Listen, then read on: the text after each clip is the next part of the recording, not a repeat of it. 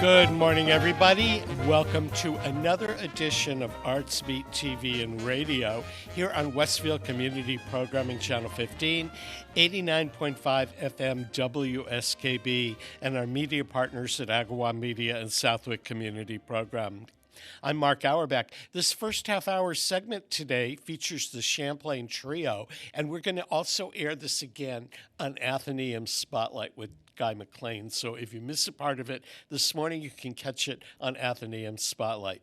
I'm really thrilled to introduce the Champlain Trio, which is a group of musicians from Vermont. One of the three, Emily Tauble.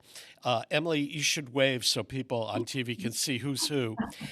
Emily Tauble is a member of the Springfield Symphony Orchestra and MOSO. And when MOSO started putting its seasons together, Emily and I had a chat, and she said that she wanted to bring the Champlain Trio to Western Massachusetts, and they are going to be on the MOSO series at the Westfield Athenaeum March 23rd. So greetings to the Champlain Trio. This is a group of people who got together during the pandemic and started something brand new, and they're all based in Vermont. They're all from Juilliard at one point in time, and if you could introduce yourselves and tell us a little bit about what you were doing before you got to the Champlain Trio, that would be really cool. My name is Letitia Quanti, and I play violin in Champlain Trio. Before joining the trio or becoming a trio together, I was doing mostly solo chamber and orchestra around up and down the East Coast, kind of with more concentration in Vermont, of course. And I'm Emily Tauble. So before we formed the trio, I was recently got the job in Springfield. So I was with the orchestra. I was with the New Haven Symphony, so spending a lot of time in Connecticut and Massachusetts. And I teach at the University of Vermont. So I was kind of spreading my time out quite a bit between those three states, and now I'm based mostly in Springfield and here. Hi, my name is Hiromi Fukuda. I'm the pianist in the trio. I spent 18 years in New York City before relocating to Vermont. And so I was a staff pianist at Juilliard for many years. And I actually have a tie to Western Mass because I've been teaching at Amherst College since 2016. And I moved to Vermont in 2019. And then we formed the trio in 2020. So I perform, I do a lot of chamber music, duos. I also teach. Yeah, it's been great, really building a repertoire together with these ladies. So what made the three of you decide to form the trio? And you formed it during the pandemic, which was a really difficult time for all of us in the arts. Yeah, we had an unusual circumstance where Hiromi, after she relocated to Burlington, she invited me to play her faculty recital at Amherst. So we kind of got to know each other. And Letitia and I have actually known each other since we were quite young, Juilliard pre-college and even younger. So I just knew both of them and how they played. And I mentioned we should play together. And we had a concert set up for spring of 2020, which was unfortunate. So we had started to rehearse right at the beginning of 2020 just to get together and try pieces and get to know each other.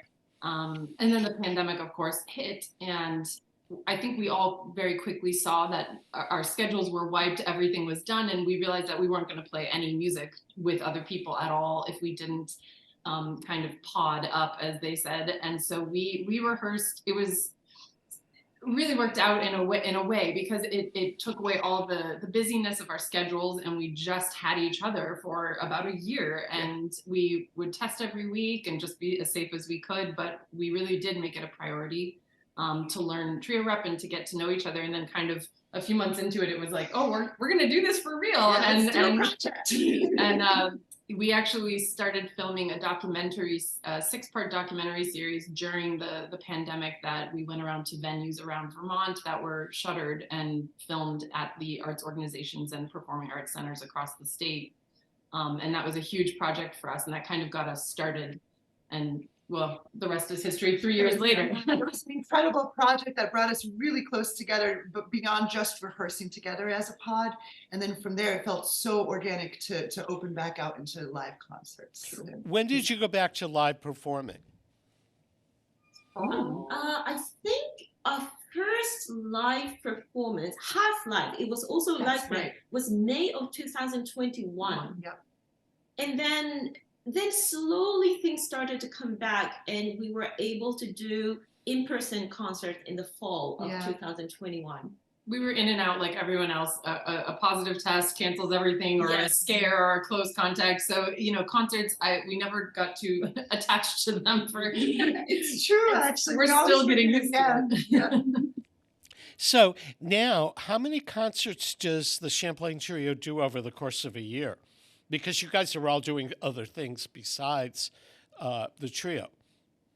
I think every season we're getting more requests to play in concert series, and so this spring we have about 6. It's typically like 6 to 8 per season. Per like, well, half a season, I guess. Yeah, one in the fall, one program that we have, and then one in the spring, and then we have a couple of concerts in the summer, and we usually do something around the holidays, a holiday performance. So it's sort of scattered, but that's how it goes. We've also always filled out a little bit with recordings of some sort, because whether it's our Piatovich recording that we put out thanks to the help of Vermont Arts Council, or the little recordings we're doing on YouTube now, we're trying to kind of search out that algorithm. We always fill out whatever season we're doing with pushing ourselves to record also. Okay. Could you kind of give me a preview of what you're going to be performing in Westfield? Absolutely. So our program is entitled Brilliant Colors, and that actually started from a slightly different program than the one we're going to be playing in Westfield. The program sort of started was formed around a piece by Jennifer Higdon called Pale Yellow. And that originally was on the program. We have a kind of a slightly altered version of this that we're going to be performing in Vermont. And we had a piece written by a Vermont composer named Eric Nielsen entitled Green, and he wrote it for us. So the program really was based on colors. The version we've come to for Springfield, because we actually put out a YouTube video of our recent recording of Beethoven's Ghost Trio, and we had a presenter write and request the Beethoven. So that kind of changed the program a little bit. Special request. Some audience members saying like, where can we hear the Ghost? And so we changed the program a little bit for a couple of these concerts. So do you want to talk about the one that we're at? So we are sandwiching Beethoven with 2 early 20th century French pieces. So we're starting with 2 pieces by Lily Boulanger. She had a very short life, but a very, very talented composer. She's a sister of Nadia Boulanger, who went on to become like the composition professor at Paris Conservatory. So we're playing her Old Garden, which is a transcription from a piano solo piece done beautifully by Mertz Trio. And then we're pairing that with One Spring Morning. That is, there's an orchestra version as well as a trio version. And the other end of the program, we're doing the Ravel Piano Trio, which is one of the bucket list repertoire for piano trio. Is extremely difficult, but when we think of colors, that really comes to our mind as something that is colorful, brings different timbre of 3 different instruments put together, and it's almost orchestral. So those are the both ends. And middle is the Beethoven Ghost Trio, which is in its own way has a great contrast. Outer movements are very lively, happy, almost witty for Beethoven. Yeah, humorous. Humorous, D major. And then in the middle, you have this very ghostly, very, very serious, mysterious, dark movement that this Ghost Trio gets the nickname from. So yeah, that's the program that we're playing in Westfield. And you're playing this at other venues as well throughout the spring.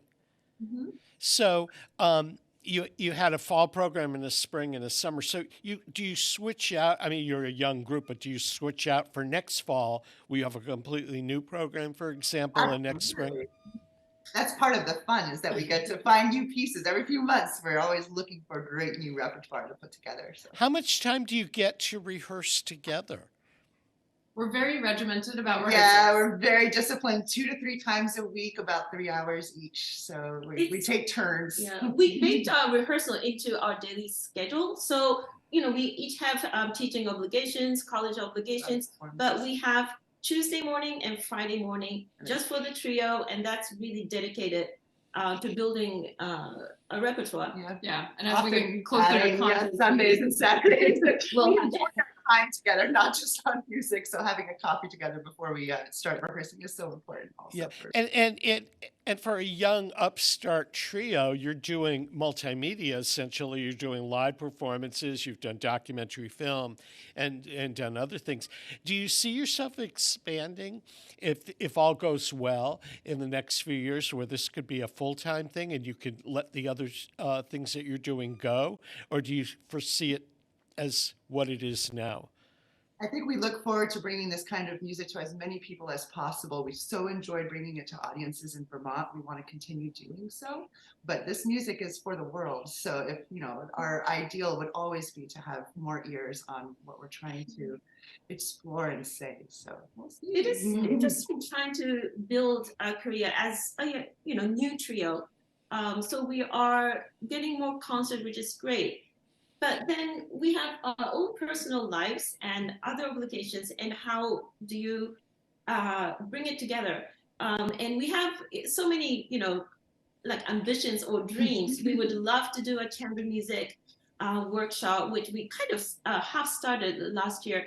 But you know, you can't do everything all at one time. So we are at a point where we're at a point where we, you know, want to really focus on what we're good at, what we want to do, what, you know, in reality, what can we achieve, and with a high level of with excellence. yes, that's what we really want to keep, to make it, not to compromise on the level and the quality of what we do. I mean, we've already greatly pulled back from other things that we do. Yeah, in order to prioritize this, and I think probably with more concerts coming in, and the seasons are getting busier and the summers are getting busier, we likely will have to pull back from other things, which is a great problem. I think similarly to where we first started as just potting together for music. Our goal always is to make the most gorgeous music we possibly can in our lifetimes, and to find 2 other people to share that with is really special.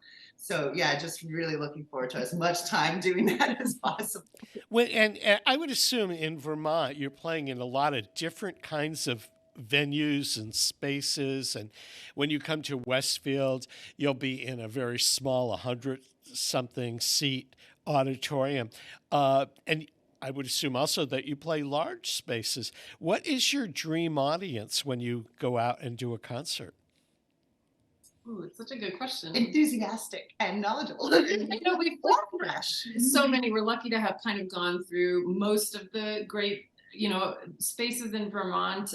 When we filmed the documentary, what was interesting is we were filming in these larger spaces, but there were no people in the seats. And as beautiful as the sound is, it's not the same, and the energy isn't the same. And recording is, you know, what you see on the documentary is those are not edited performances. Those are just one takes. And what we found was usually it took about 3 runs to get the energy right, because the crew would be moving from the back of the hall closer and closer, and by the time they were close to us, it felt like we were playing for people or someone. And it was usually the best take. And so it's been a real treat to go to back to these halls now that people are in the seats.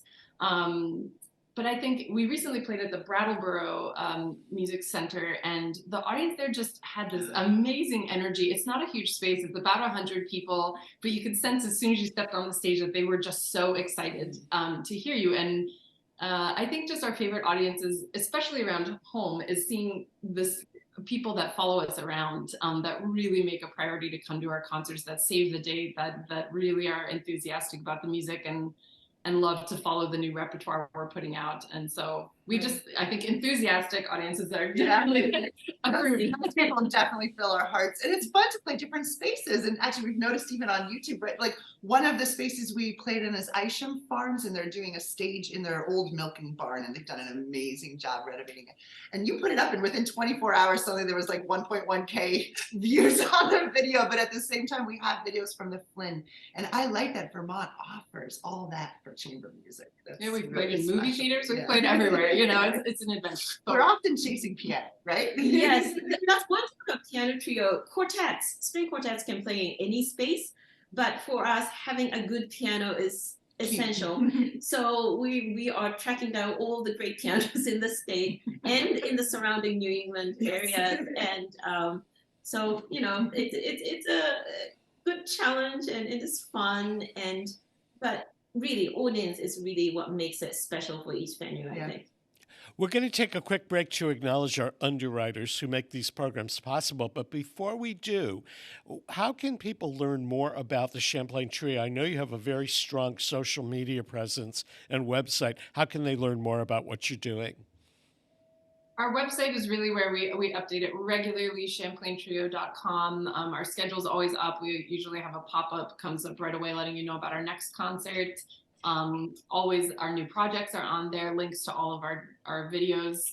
We're also, you can see our YouTube page at Champlain Trio, or Instagram or Facebook. We're pretty good about updating everything, so you can find a lot about us there. That's terrific. And for the March 23rd performance at the Westfield Athenaeum, you should get your tickets in advance. It's at 7 o'clock. Tickets are available at westath.org. And if you do purchase a ticket to the concert, there is a free pre-concert talk by Guy McLean, who's the director of the Athenaeum, at 6 o'clock that night. We're going to take a quick break to acknowledge our underwriters, and we'll be back with more programming here. Peter Coles is our chief engineer. I'm Mark Auerbach. Don't go away. Underwriting for the community programming of WSKB is provided by the Boys and Girls Club of Greater Westfield, serving the youth of the Whip City and surrounding communities since 1969. For more information on the Great Futures Club for ages 3 to 5, happening weekdays, and the Club Teen Center for ages 11 and older, weekdays from 6:30 till 8 p.m., go online at bcgwestfield.org or visit the club at 28 West Silver Street. The Boys and Girls Club of Greater Westfield. Great futures start here. Support for the community programming of WSKB is provided by the Barnes & Noble College Bookstore in the Ely Campus Center, offering Westfield State t-shirts, sweatshirts, and gift merchandise, all of your academic needs, and offering textbook materials in new, used, ebook, and rental formats. Available at the bookstore on campus or online at westfieldState.bncollege.com. Join me, Tina Gorman, each week from 6 to 8 a.m. for Wake Up Wednesday, when my guests and I discuss health, wellness, and lifestyle reimagined. Community Radio. 89.5 WSKB. Live from Studio 120 at Westfield Technical Academy, this is WCPC Channel 15 and 89.5 FM WSKB Westfield. Welcome back to Artsbeat and Athenaeum Spotlight. I'm Mark Auerbach. Peter Coles is our chief engineer today. We are chatting with Emily, Letitia, and Hiromi from the Champlain Trio that are coming to the Westfield Athenaeum March 23rd. They're presenting a really fascinating program of chamber music. It's called Brilliant Colors. What more can we say? You can get your tickets for that at westath.org. And if you've missed a part of today's programming, or you want to watch it again or share it with your friends, it will be archived on YouTube under WSKB Community Radio on their YouTube page. So you guys are a new quartet, a new trio, sort of, that developed out of the pandemic. How many concerts are you going to do over the course of the year? Well, this year, I'm not sure I tallied yet. It was about 12 if we did usually 12 to 15 usually. Yep. And as you're putting the program together, the music that you selected, for example, the one that's going to be in Westfield, did you all know that music before you put that program together, or did you develop the program specifically for your own performances? I mean, I think all trios know the Ravel trio because it's definitely one of the major of the rep. Also Beethoven Ghost, which that we were familiar with because we performed it last year. The Lily Boulanger, that was such a new exploration of genius that I had no idea really about. I knew of her sister, but not of her since she lived a very short life. And so that was a piece that we took our time exploring as much of her rep as possible. And then we chose those two for this. Well, for me, Ravel, of course, I know it and I've always admired the piece and wanted to play it. It's actually a new piece for me to learn and to play. And I've been sort of putting it up because, well, first I knew it was hard. And sometimes when you love a piece so much, you really want to do justice for the piece. But this time, I thought I have the time to learn it and do it well. So that's a nice challenge. It has been a nice challenge for me. And to be honest, a lot of the rock repertoire we play, we learn from scratch a lot of times. Yep. And we want to play, the master pieces like that everyone knows, as well as we want to also discover new pieces that are unfamiliar to a lot of people. So that means we're like constantly looking for the scores and learning it and experimenting, and it's very much the fun part of it. Every once in a while, things get chosen for us, though, like the Beethoven Triple Concerto we just recently managed. That was definitely a request of the Philharmonic. Here's a question that somebody asked me to ask you. Sometimes they see musicians performing in a trio or a quartet using sheet music, and sometimes they're using iPads. What do you guys work with? iPads. We all do iPads. It's much quicker to share information such as bowings or score studies. We can see each other's notes on scores. Is it difficult to play with an iPad? Because how do you flip the pages? So that is a question we get asked a lot. So we each use a foot pedal that turns the page. It connects by Bluetooth. So with your foot tapping that thing, the page will turn. It's extra impressive with a piano. Piano, I was going to say. Here for pianists, because of course we also use pedals to play the piano. So it took me some time to get used to it. And if you have a very reliable page turner, it's much more comfortable to play without worrying about your page flipping pedal. But this is one thing about also the pandemic. You just could not get a page turner. So that means if you can do it all by yourself, it solves the problem. And once you get used to it, it's a very trusty thing. And yes, there are sometimes nightmarish thing that happens on stage, like tech malfunctions. But most of the time, it's okay. And hope, we just hope for the best. And we usually have a backup of paper prints just in case. Yes. So when you're traveling and all that, did you realize when you put the trio together that you needed production and graphic support and marketing support and all that? Did you realize how much goes into getting a concert launched, or did that come by surprise? I think we always knew. It's interesting. Again, we sort of went about this in a backwards way as a trio because we were so intensely formed as the only thing we were doing for so long, for almost 2 years. This was it. And our first project being a documentary film that we fundraised all the funds for, we wrote all of the scripts for, we programmed all the music for, we contacted all the venues for, we did all the testing and all the paperwork. You found Jay Craven. And our filmmaker, Jay Craven from Vermont, who's incredible. But his team was incredible to work with. But the whole production was us, and it was the first time we'd ever done anything like that. Emily was a warrior because she really took it on. Oh, it was amazing. All of us did. It was a big project. So after that, concerts and and things seem a little less daunting than all of that. Yeah, but it is a lot of work. All of us, we have our strengths in the trio. I do social media and website. Hiromi does programming and finding scores. I bring eggs. Letitia is in charge. She has a farmstead and she keeps us very well fed, and she's in charge of the nurturing Gardens and the chickens. The nurturing side of it. So, we balance exceptionally well, I think, in that way.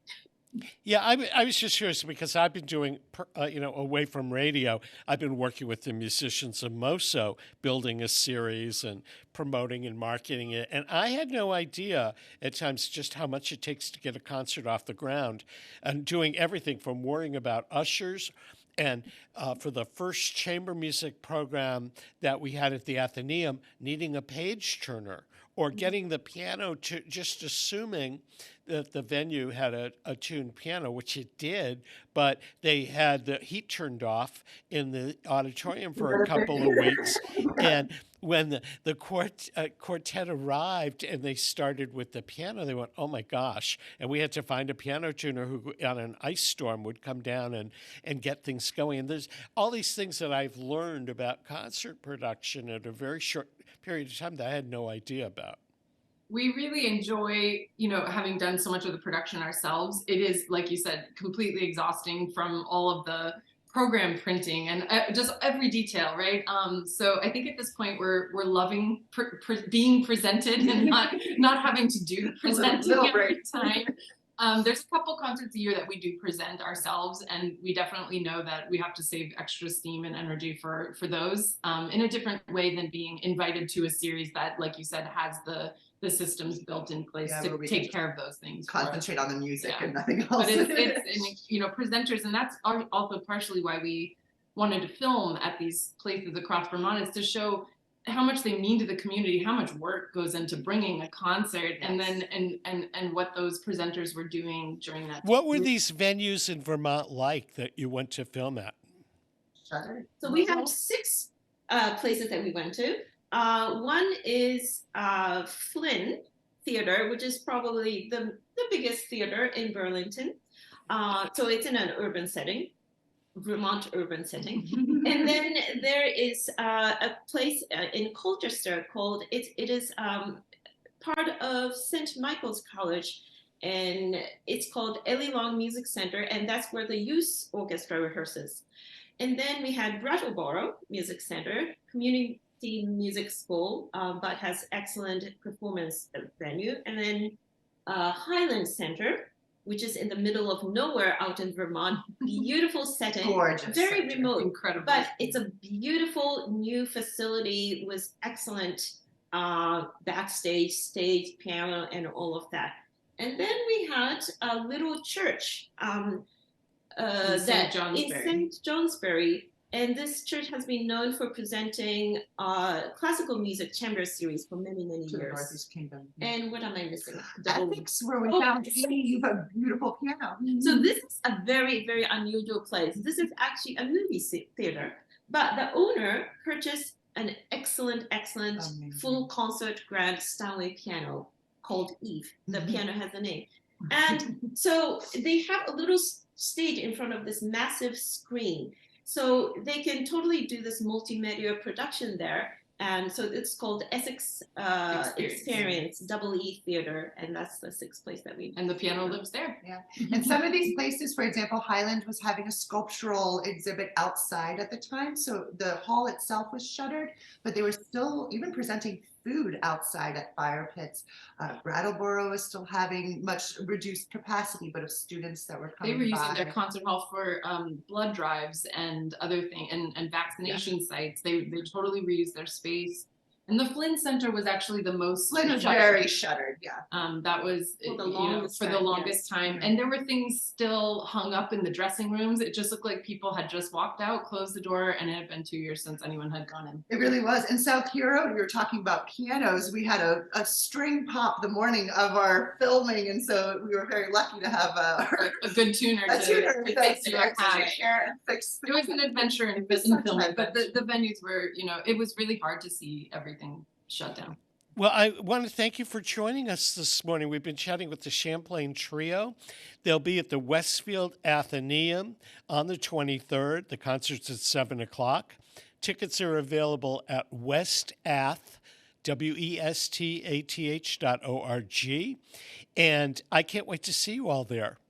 Thank you so much for Looking forward having us. to Yes. seeing you. If you're watching us on Athenaeum Spotlight, this wraps up another edition of Athenaeum Spotlight, and we'll be back next week. If you're watching us on Artsbeat, we're going to take a break to acknowledge our underwriters, and we'll be back with more Artsbeat. Peter Coles is our chief engineer today. I'm Mark Auerbach. Support for the community programming of WSKB is provided by the Dunkin' Donut Shops of Westfield and the Sardinia family. It's nice to know that even as the world changes, Dunkin' Coffee remains the same at 7 convenient locations throughout Westfield. Underwriting for Community Radio on WSKB is brought to you in part by Rockies. Over 30 convenient locations throughout Massachusetts, Rhode Island, New Hampshire, Connecticut, and Florida. One of the nation's largest ACE dealers. Expertise and great product selection in paint, hardware, lawn and garden. That's Rockies. Rock solid service since 1926. On the web at rockies.com. Listen to me, Michael Buster McMahon, Mondays 8 to 10 a.m. to learn the stories behind your favorite songs. Or don't. I'm not the boss of you.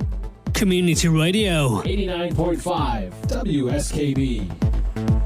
Live from Studio 120 at Westfield Technical Academy, this is WCPC Channel 15 and 89.5 FM WSKB Westfield. Welcome back to Artsbeat, everyone. I'm your host, Mark Auerbach. Peter Coles is our chief engineer today. If you've missed a part of today's program or you want to watch it again or share it with friends, it's archived on YouTube under WSKB Community Radio. I'm glad to welcome back Darlene Zoller from Playhouse on Park. She was here last year to talk about Playhouse on Park's production of Pippin, which was one of the biggest successes of all times that theater has had.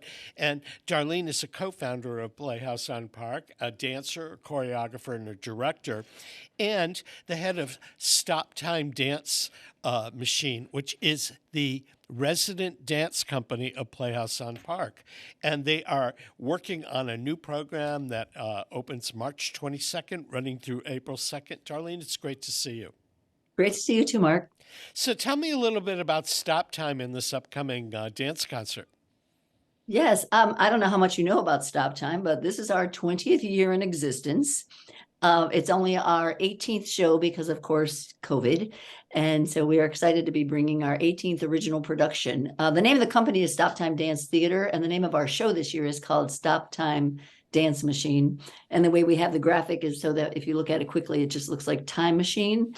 And the premise this year is that we're going to go back in time and see all these, or travel through time, I should say, because we do go forward as well, and just visit different places. StopTime always has the goal of just inspiring people to get out and do things that they enjoy doing, something like dancing. All of my dancers danced since they were young kids through college, and then kind of let it go. And then we got back together and decided this is not something we want to stop doing. Now, again, we're 20 years older now than we were when we started. So we still have that drive to perform, to be on stage, and to tell stories. So this year is pretty much the same. Let's get out there and show people what we can do and how much fun it is. And, you know, if you have the drive to do something, then you should definitely take that chance and go out and do it. How would you describe the style of StopTime and what you do with them? So StopTime does every type of dance. So when you're a young kid going to dance school, you're taking tap, jazz, ballet, acrobat, everything. And we've kind of infiltrated all of that dance throughout the years. I love musical theater, so we try to infiltrate some musical theaters and some storytelling. We do a lot of tap dancing. I think people know us for our tap dancing mostly. That's what they say. I don't see it because I feel like we do equal parts of everything. But, you know, as the dancers get older, we don't, you know, there's no tumbling happening anymore. But we're doing a lot of really interesting storytelling, fun dancing, and being able to go back in time and hit some of the swing dancing or some Charleston, things like that, and bring some tap dancing in. And then we do a futuristic dance to kind of give people the idea, hey, this is what it's going to look like in the future. But who knows? Who knows? How many people in the company have been there for the full 20 years? Oh gosh, there's about 5 that are still there for the full 20, I think. 2 of the ones that had been there the longest left this year, and mostly because they're young kids. They have children, and it got to be, actually one of them has a young child. The other one had a senior in high school, and she was afraid she was going to miss too many of her events if she was giving up her time for the rehearsals. So we rehearse 1 day a week, which is Sunday mornings for about 4 hours. And that's not too hard to give up. But then when we get into the theater for tech and then a show, that's 3 solid weeks of their lives. And that's every day for 3 weeks on top of their already full-time jobs and on top of their already full-time families. So it is a big sacrifice that they make. And I use the word sacrifice loosely because it's a passion. We love what we do. We're not forcing anyone to do it. It's just, giving up time. So we're very grateful to all the spouses for picking up the slack when we're in full Hell Week mode. And StopTime is not the only thing that you do, because you're directing and choreographing for Playhouse on Park as well. All right. I wear many, many hats. So I am the co-founder of the theater. I am the founder of StopTime Dance Theater. I am the co-artistic director along with Sean Harris.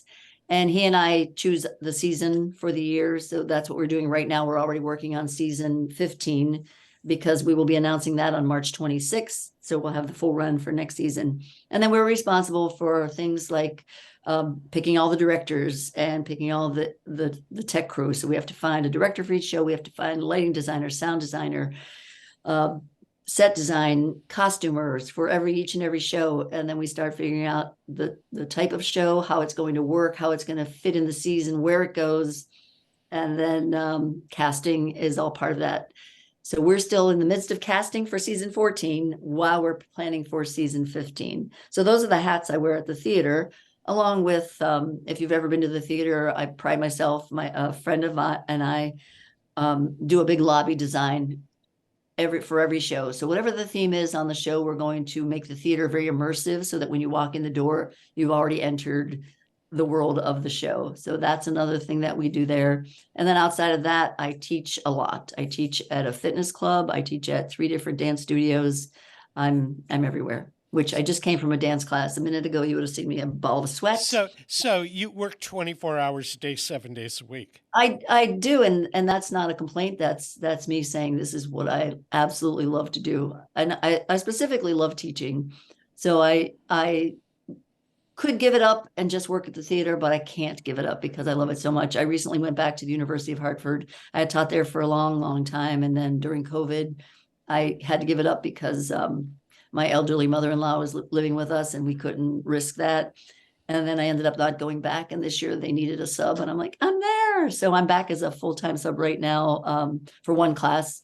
And I remember now why I love teaching so much. There's just something about being around. The class I have this year is freshmen and they just challenge you. They make you think of the world a different way. And you're like, oh, these are the kids that are going to, bring us forward into the next generation.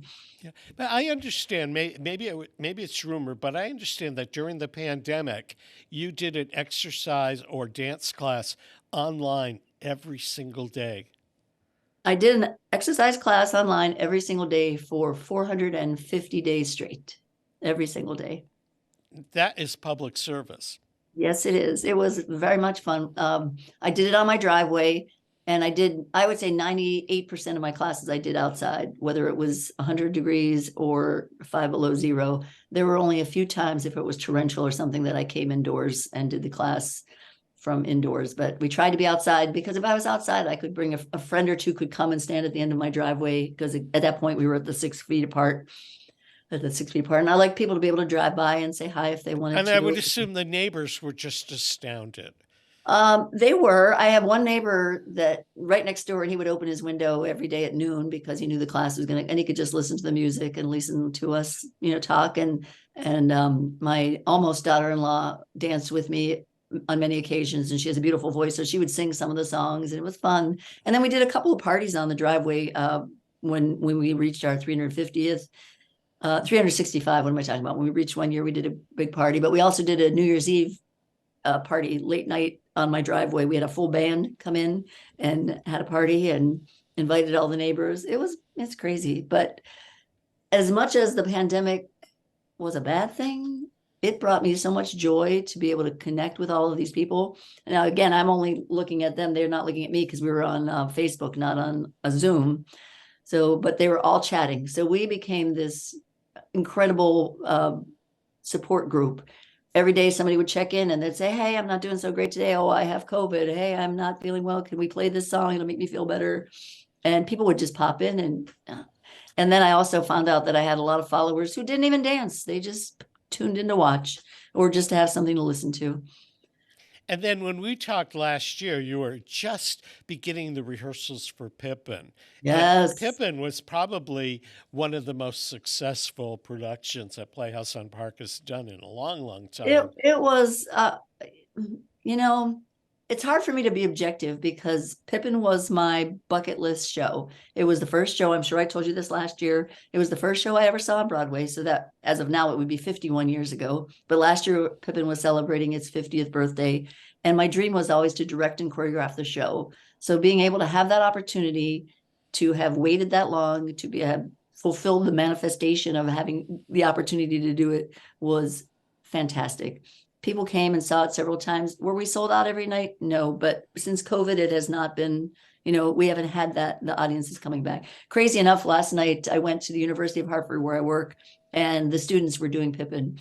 And I went there with such trepidation and hesitation. That's right, because David Kidwell, who's the maestro of the Holyoke Civic Symphony, is, I believe, the music director of he was. Of that Pippin, yeah.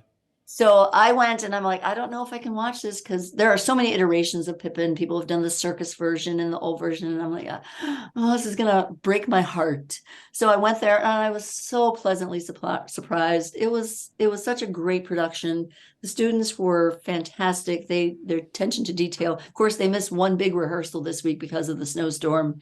So that's always that, one more day. But it was opening night and I was so proud, and they did Pippin proud. So I'm very happy for everybody.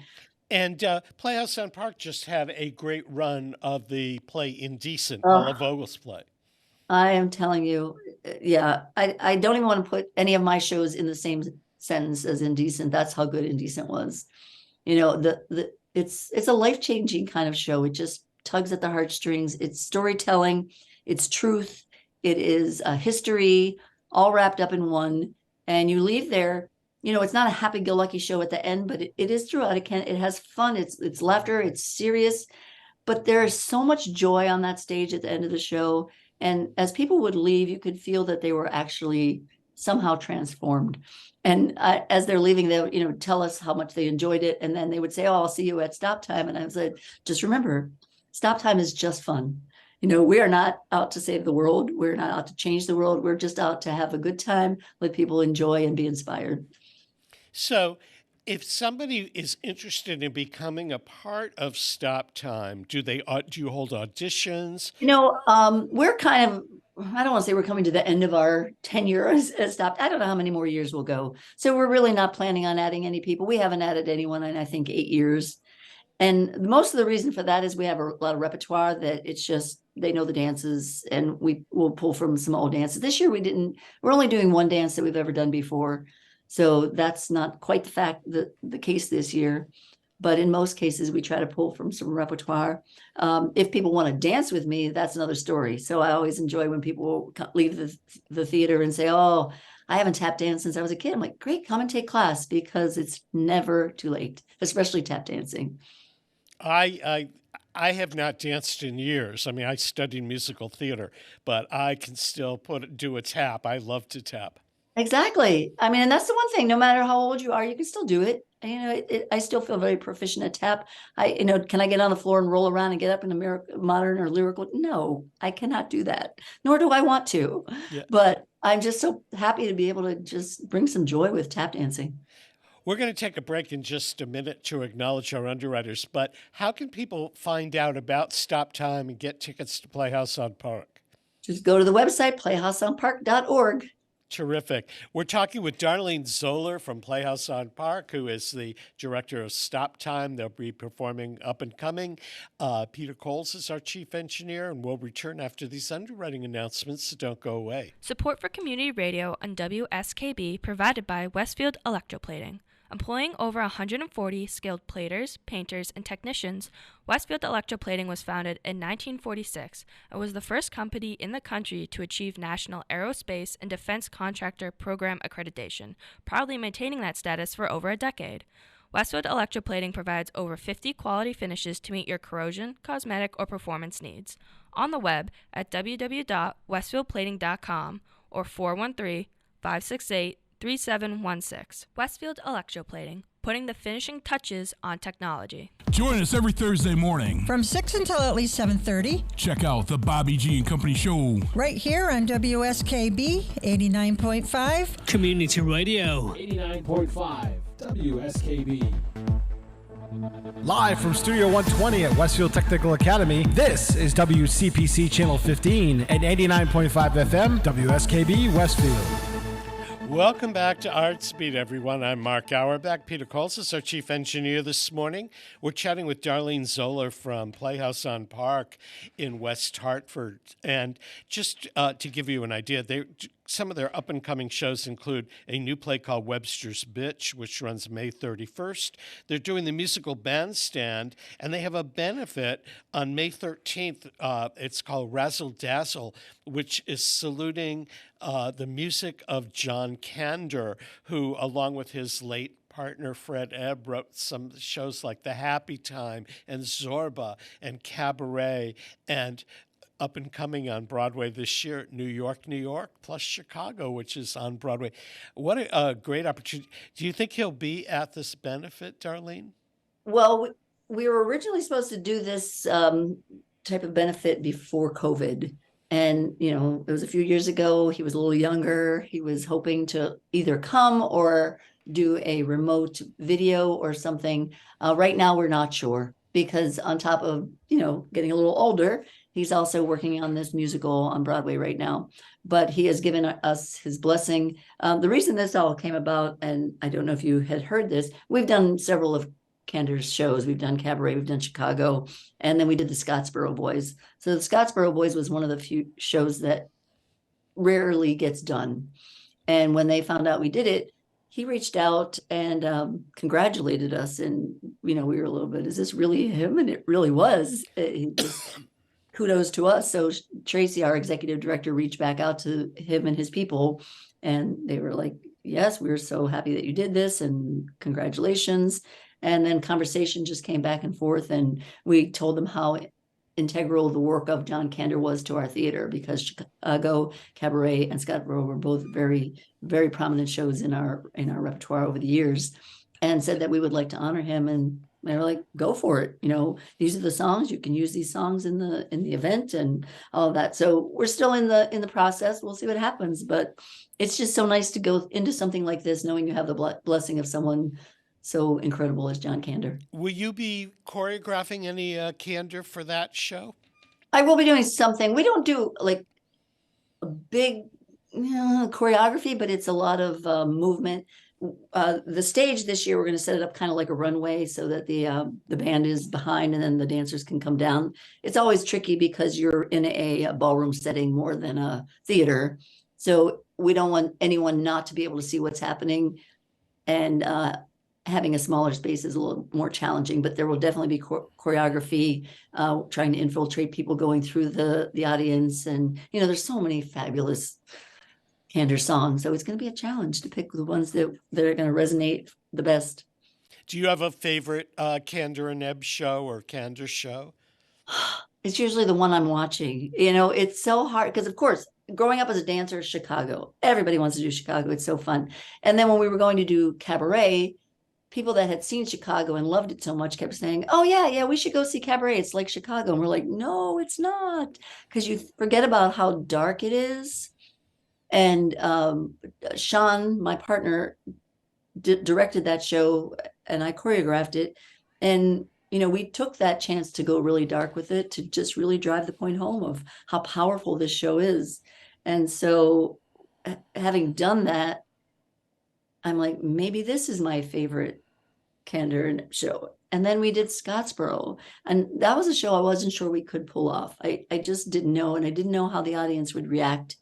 But when you get into the history behind that show and what those men had to suffer through, it was remarkably well received. And I think it gave the Playhouse a reputation of really representing people as they should be represented and telling history the way it's meant to be told. And people can learn so much more through theater, because not everybody's going to pick up a book and read about history. And these stories are not always taught.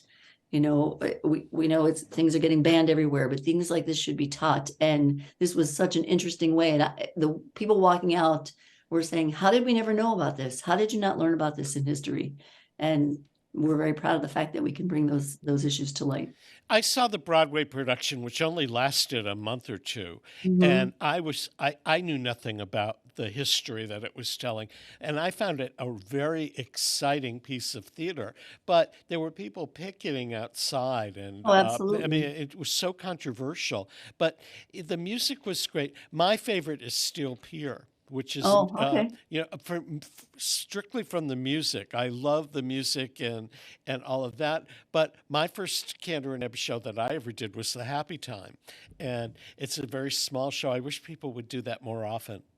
I have never seen that, so I'm going to have to look at it, Mark. Yeah. So now I know that Pippin was always on your bucket list, and we've kicked that one off the list. What are a couple of shows that are still on the bucket list? Oh, that's funny, because Sean asks me that all the time. I said, Sean, my bucket was full with Pippin. I swear. I wanted to do Chicago, but I had already done it. We did that when we first opened the theater, and I had also choreographed it at the university. So I directed and choreographed it there. So I had my fill of those two shows. I'm really excited about Bandstand. That was one that I was really pushing for. The biggest problem with that is, even though I'll be helping with choreography, I'm not a swing dancer. I mean, I can follow along, but I am not a swing dancer. And the era that show takes place, it's just important to bring the integrity of what swing dance really is to it. Have you ever seen Bandstand? I've never seen it. I've heard the cast, I've heard some recordings. I've seen Sure. snippets of it. Yeah, when we were planning to do the show, I knew there would need to be two choreographers, only because it's kind of like a modern eclectic mix of choreography, because these men who are forming this band have the ghost of the war on their back. They're suffering from PTSD, and the dancers have to be able to show that through their movement, that, the heavy burden that these men are carrying. And then at a moment's notice, they have to be able to flip that around and become these fabulous swing dancers. And, ensemble dancers in any musical are the meat of a show. They are what is the backbone of everything. And they're just, carrying the heavy load of that. And I'm excited. I'm really excited to tackle it. I'm scared to death, though. I mean, we need 5 singer, actor, musicians who can sing, dance, act, play an instrument. There's so much going on in the show. So cross your fingers. Yeah, where do you find your talent? I know that occasionally you have New York talent and national talent coming in. Do you hold auditions here? We absolutely do. Mm-hmm. We do a mix of local auditions and New York auditions. And the New York callbacks, ever since COVID, we've been able to do submissions. So people will just send videos, which is great, because then we can see way more people. They send in their videos, and then if we like them, we bring them back for a callback in person. We don't usually hire anybody without an in-person interview or callback audition, for a lot of reasons. When you're doing a video, you can redo it until it's perfect, but we need to see what you do in the flesh, because that's what theater is. But we also want to know your personality. Sean and I have prided ourselves on really being able to bring together beautiful ensembles, and we've been praised for that. Our ensemble work is really, really strong. So getting to know people's personalities, and are they going to gel with each other, and are they going to gel with us? Because you have to really, really enjoy working with each other, especially our summer shows, because we're all together for about 10 weeks. And that being said, once a show is announced, once we put it out on a casting call, submissions come in like crazy. Man, there could be, for one role, there could be 1,000, 2,000 submissions.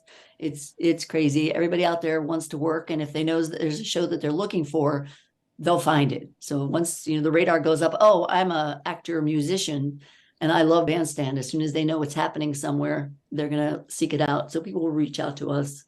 Yeah, is it a show? I mean, I don't know the show, and I know musical theater. Is it a show that is well known, or is it a show that is unique? I think it's a little bit of both. I think it's very unique. And when I went to see it, I'm going to be very honest. I was in New York. I saw Bandstand. I'm thinking, American Bandstand. That's what I was going to see. Had no idea. Just popped in, grabbed a ticket at TKTS with a friend of mine who happened to be a swing dancer. We get into the theater and we're like, oh, this is not what we thought it was going to be, but we were like overjoyed.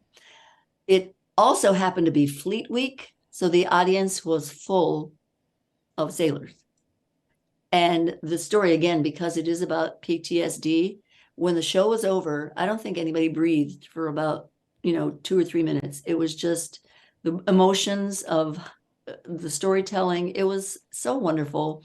And the show was recorded and played in movie theaters across the country because it really is a strong and powerful story to see. And I think people didn't get the chance to see it on Broadway. So I'm hoping people will come out to see it at the Playhouse this summer. Yeah, it's real important to stress it's not about Dick Clark and American Yeah, Bandstand. and I'm telling you, that's what I thought it was. And I was very pleasantly surprised. It is wonderful. There's something really fun about singer, actor, musicians when they do all of those things, watching the talents and, a lot of shows. Indecent was another opportunity for that. They performed, they moved, they told this glorious story, and they're playing all these instruments at the same time. And it's mind-boggling the talent there is in this world. I know one of my colleagues and friends was in the production of Indecent at Playhouse on Park, and he's an actor, a music director, sound designer, an instrumentalist. And Alex Savronsky. And that Indecent tapped all of his talent. Oh, that man is so talented. I don't know that anything could tap all of his talents, because when you think he's done everything, he does something else. He is a remarkable person, and we can do an entire show on me singing his praises, but we won't. Well, one thing I will say is he's been on this program many times, and he's composed music for some of the theaters in the Berkshires. Yes. And he composed a little snippet of he composed the score for the musical, for The Cake, which was a new play at Barrington Stage.